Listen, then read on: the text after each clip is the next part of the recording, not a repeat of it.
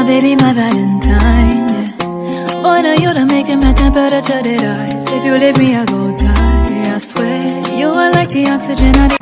Hi guys, my name is Noni Matikela. Welcome to the Noni M podcast. So today I want us to talk about Madam Gronier on the Senzo Meyiwa case, the one who took down the so-called confession 2 Kandanzi, so-called confession number 2 Kabongani Ntanzi regarding accused number 3, 4, accused number 1, 3, 4, and 5 being the ones that were with him when Senzo Meyiwa was shot and unalived back in 2014 on the 26th of October around 8 p.m. 9 p.m. or between from 7 p.m. up until 9 p.m. somewhere along those lines the shooting happened. We are not exactly sure when exactly was he shot. Anywho, so we have Usispet and Unjabulo Gaza Nation busy dissecting on that information there on Sispet, the Real Masterminds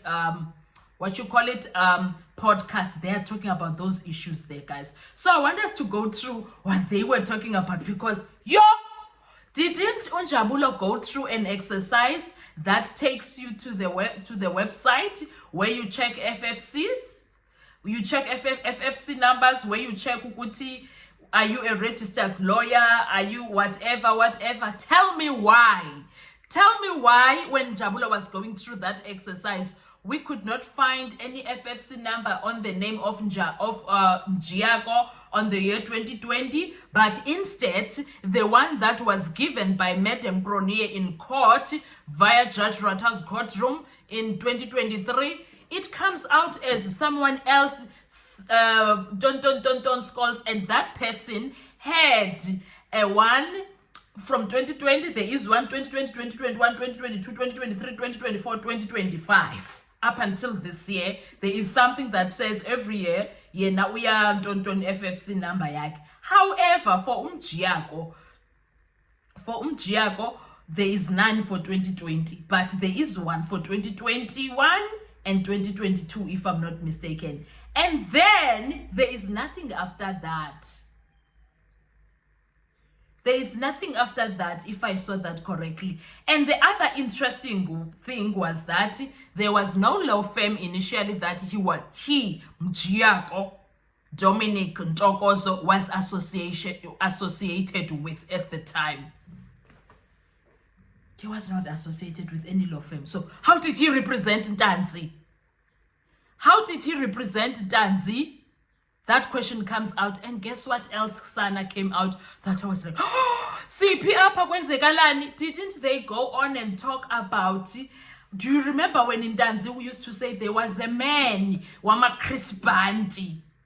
Now there is allegations, they are alleging that possibly it was a Bongani, Unemo, Kantanzi, because Ntanzi is also Bongani. So there was a Bongani Yende who also used or is working for crime intelligence. And this Bongani Ntanzi knew Njiako. Do you remember we had this question? Who called Njiako to come and represent Bongani Ntanzi? And now there are allegations, guys, that there might be, it's an allegation from there, but I'm not sure.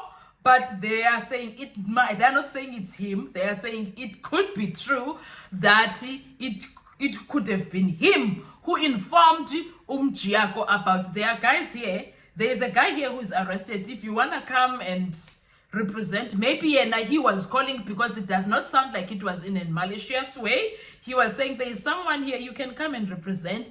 Perhaps, in my understanding of what Jabulo was saying, is that chances are Uyende didn't know, because perhaps he did not study law, so he didn't know after being an attorney what happens. You need to register here and there. Maybe he doesn't know those things, so he was telling his homeboy, because they are from KZN Bangabomkaya. So guys, so now that we are finding out, chances are this Yende person, Bongani Yende person, is Mhlekazi that phoned Umjiako, because they were homeboys, and Umjiako was perhaps saying to him that, listen man, I'm a lawyer now. I'm gonna lawyer up. I'm gonna need clients. So if you happen to know or you hear, then you can holler at me. Maybe something like that happened.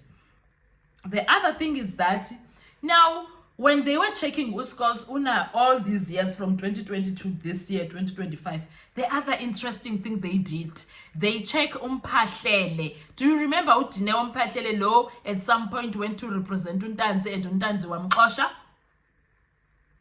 Uyamkhumbula? So bamcheckile naye uvela u2021 no 2022 or 2020 no 2021, I think 2021 and 2022, if not 2020 and 2021. But naye he was no u2021 or 2022 because go 2020 ibonakala ngathi akekho and no association with any law firm. And the things that we see, guys, the things that are happening in our country, what is this? Nabetuna CP apa? That's something else that they told us in that. And then I am shocked because CP apa, guys, kubani kantilo mjiako, so mjiako, but off late akapractice. Kwenzekalani, guys? What's going on? Or is he practicing where, how, who? But kwaba ne company that was registered nabomphahlele I think yena nabodine they were trying to make a company together, and my checkwa leyo kamjiako incorporate it doesn't pop up. It doesn't. Kunzima, guys. Yay! Corruption in our country. Corruption in South Africa, guys. Corruption. So nje mna I keep getting shocked. So the question is, the FFC number, where did this Madam Cronje get it? Who gave it to her? Did Mjiako give this to Cronje? Unjabulo says Mjiako is too smart. He wouldn't dare do that. In the other video, Jabulo said, Mjiako, if you noticed, he goes to court. He does not stand there and argue. He just goes there to say, in case I miss, we can come back at a certain time. But Yena to argue, no, he doesn't do that. He doesn't. He was smart. So no one would say that he actually represented someone in that manner in court. No, he doesn't do that. What he does, though, is to appear on our behalf and ask for the case to be postponed. And then there was a letter that was read at some point in court. Someone who wrote it was Kitso Mphahlele. Yes, Kitso Mphahlele, saying that Untanzi Bamsam represented as Mjiako and Mphahlele associates because akabhatelanga. The question is, for him to even get there, how did that happen? How did that happen? Woo! It's South Africa, guys. So now, if this is properly dealt with in court, it means a confession Kantanzi is null and void. We can't take it. He had no representation and he had to have a representation at the time. So Untanzi had no representation and they acted as if he had a representation. So if this confession yakantanzi iyasuka, then it means the state as khulumenge case yaso without confessions because it's out.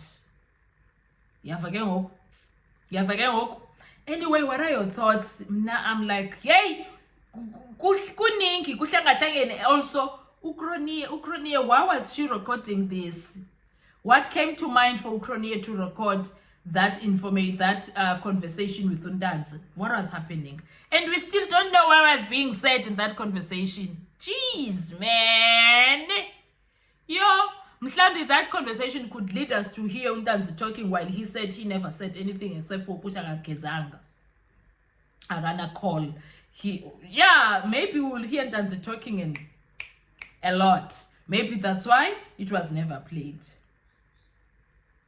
Maybe it's a good thing it was never played because it was going to expose Untanzi on a level that we will look at him differently now.